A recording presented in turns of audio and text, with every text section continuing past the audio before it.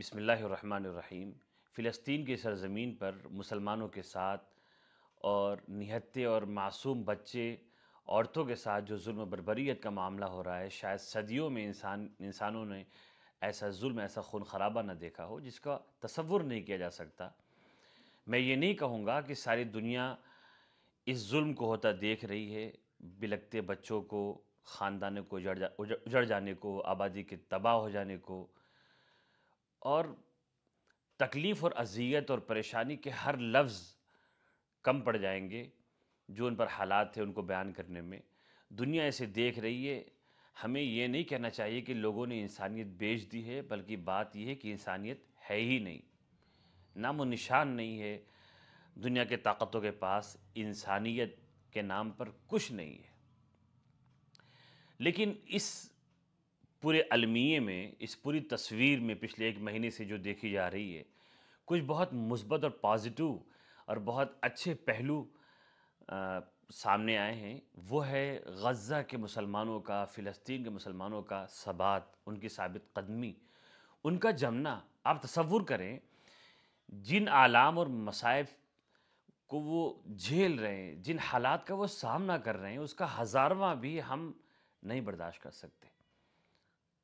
عقل تسلیم ہی نہیں کرتی ہے کہ جس کا خاندان اجڑ گیا، جو ہر لمحے موت کو اپنے پاس دیکھ رہے ہیں، پھر بھی ان کو اپنی جانوں سے زیادہ لاشوں کو نکال کر صحیح طریقے سے دفن کرنے کی بھی فکر باقی ہے۔ وہ سرزمین کو چھوڑ نہیں رہے۔ دشمن مغربی ممالک انہیں جگہ دے رہے ہیں کہ آؤ پناہ لے لو، یورپ میں آ جاؤ، اچھی زندگی بسر کرو، فلسطین کو چھوڑ دو یہودیوں کے لیے۔ بعض فلسطینی بہت کم تعداد میں ایسے ہیں جنہوں نے اپنا ضمیر بیچا۔ ایک دو کے نام سے بھی لوگ بہت واقف ہیں کہ انہوں نے دین کو، اپنے عقیدوں کو بیچا، اور وہ ایک بہترین بظاہر چمک دمک والی زندگی جی رہے ہیں۔ مغربی دنیا ان کی عزت کر رہی ہے۔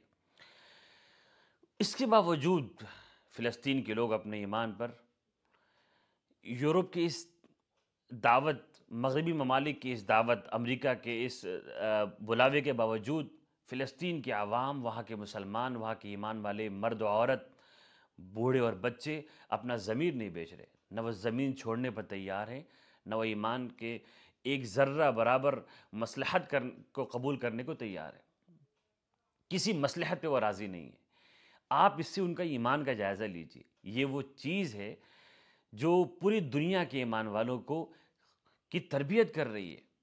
یہ سب سے بڑی دعوت ہے ان کا حال۔ آج دنیا بھر کے مسلمان کی طرف سے وہ کفارہ ادا کر رہے ہیں۔ بے نظیر ایمان ہے ان کا۔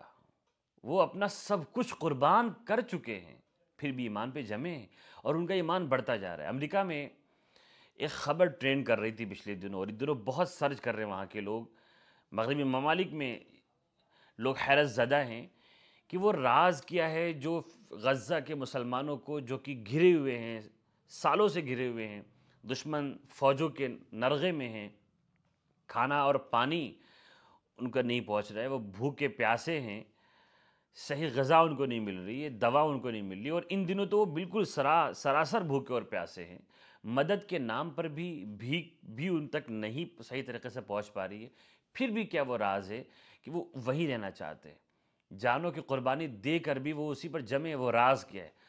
وہ راز قرآن پاک ہے، وہ کلمہ لا الہ الا اللہ ہے، وہ آخرت پر یقین ہے، وہ اللہ کے وعدوں پر سچا یقین ہے۔ اللہ فرماتے ہیں یا ایھا الذین آمنوا اذا لقیتم فئۃ فاثبتوا۔ اللہ کا فرمان ہے کہ ایمان والو، جب تم کسی دشمن کی جماعت کا سامنا کرو تو جمے رہو، واذکروا اللہ کثیرا، اور اللہ کو خوب یاد کرو۔ اس آیت کی سچی عملی تشریح ہم نے، اس کے پریکٹیکل، اس کا عملی نمونہ ہم نے فلسطین کے مسلمانوں میں دیکھا ہے کہ جب جب دشمن ان کے سامنے آیا وہ جمے رہے، وہ جمے ہوئے ہیں اور اللہ کو بہت یاد کر رہے ہیں۔ ہر تیر چلاتے ہوئے وہ اللہ کا نام لے رہے ہیں، ہر گرتے ہوئے بم کے نیچے وہ اللہ کا نام لے رہے ہیں۔ یقیناً ایک نمونہ ہے۔ اللہ فرماتے ہیں کہ ایمان والے وہ ہیں، مرد ہیں، صدق ما عہد اللہ علیہ، جنہوں نے اللہ سے کیے وعدے کو سچ ثابت کیا۔ فَمِنْهُمْ مَنْ قَضَى نَحْبَهُ وَمِنْهُمْ مَنْ يَنْتَظِرُ، ان میں بعض ایمان والے وہ ہیں جو اپنی جان دے چکے، اور بعض وہ ہیں جو انتظار میں ہیں۔ لوگوں یہ بہت مثبت بہت پازیٹو پہلو ہے دنیا بھر کے مسلمانوں کو کہ اپنے ایمان کو مضبوط کریں، اپنے آخرت کو مقصود بنائیں، پھر دشمن ڈرے گا، ظلم ختم ہوگا، اور ایسے ہی جیالوں اور ایسے ہی مردوں اور ایسے ہی بچوں اور عورتوں کے سینے پر، ان کے دوش پر، ان کے کندھوں پر اس دنیا کی امن والی، اس دنیا میں امن قائم ہوگا۔ السلام علیکم ورحمۃ اللہ۔